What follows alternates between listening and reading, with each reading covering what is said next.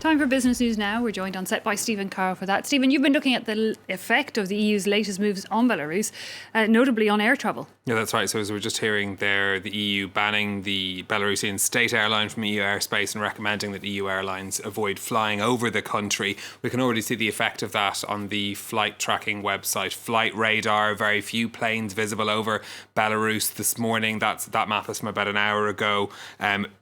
The ones that we can see are either freight planes or they're from Russian airlines. There's a couple of Belavia flights, that state-owned airline, operating over the airspace a couple of minutes ago. Even before this EU decision, airlines like Lufthansa and Air Baltic had decided to reroute their flights around the airspace. Today we've had Air France and Singapore Airlines say that they will no longer fly over the country either.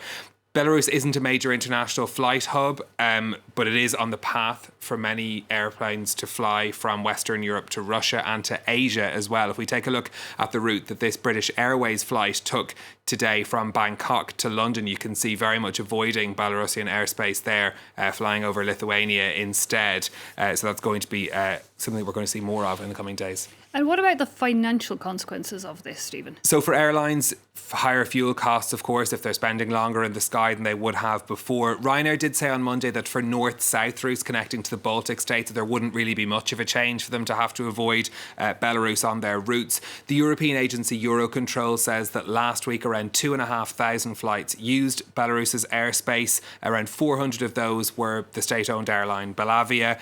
For flights actually landing in Belarus, yesterday, for example, at Minsk's airport, there were 10 flights that were going to EU capitals around the country, most of them operated by Belavia.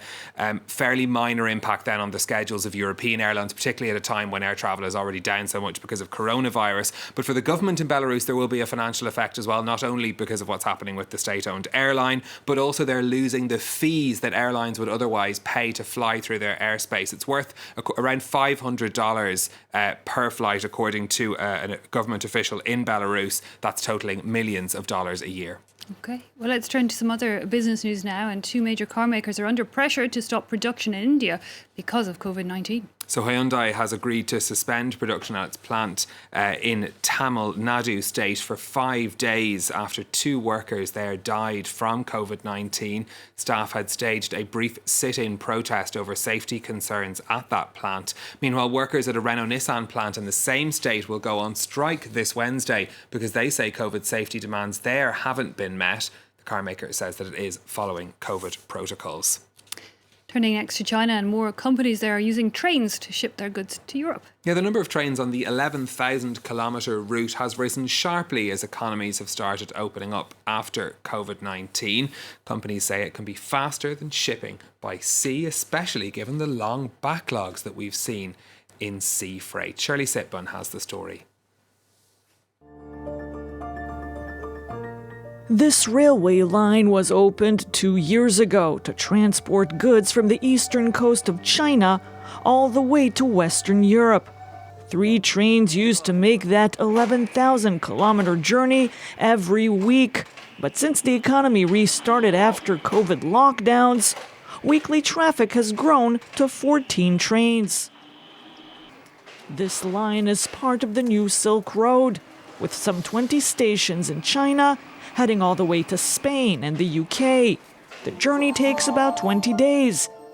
But by using wheels that adjust to the different railway lines along the way, that delivery time could be cut in half. China has invested 600 million euros to develop this freight service. It pays a part of the transportation costs of European companies to encourage them to use these lines, so the trains won't return to China empty. This French company exports furniture. It only pays half of the cost of shipping products to China by rail. Ça fait à peu près maintenant 5-6 mois qu'on transporte une partie de notre marchandise vers la Chine par le fret ferroviaire et c'est une option qui nous permet de désengorger un peu le fret maritime qui est complètement engorgé et donc nous apporter plus de flexibilité. There has been a 47% increase in rail freight from Europe to China since 2019.